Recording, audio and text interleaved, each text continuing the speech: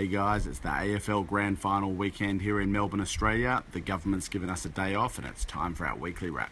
Because it's a public holiday today, there's been lots of big news and small news this week, so I'm going to give you a quick wrap up, short, sweet and to the point. I don't reckon there's anything bigger than Elon Musk's news this week that SpaceX and his big plans to colonise Mars and send rockets and capsules and humans to Mars. But clearly that's massive news. Others might think the huge news this week was that BlackBerry have decided to stop making phones.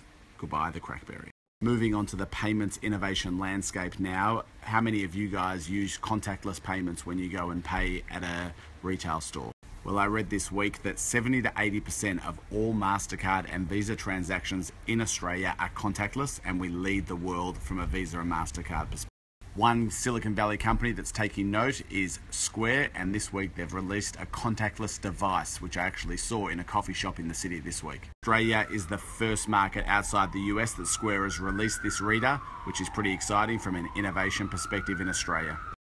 When Jack Dorsey was here in Australia a couple of months ago launching Square, he said that Australians are innovative, Australian consumers are innovative from a payments perspective, and he's taking advantage of that.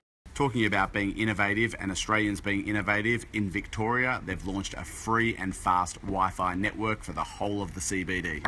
Time will only tell whether it's fast, but we'll check it out when it comes out live and I'll report back.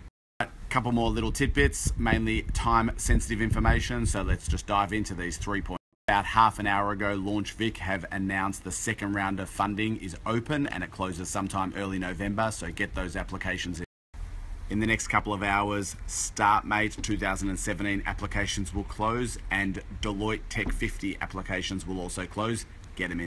For those of you with teams in other parts of the world or partners in other parts of the world, this weekend daylight saving starts. Clocks go forward 1 hour. Don't forget. I've been working in international markets for over 20 years. I've been using this URL religiously pretty much every single day since. Get on it. Alright, that's the end of another week. Have a ripper weekend, and we'll see you next week.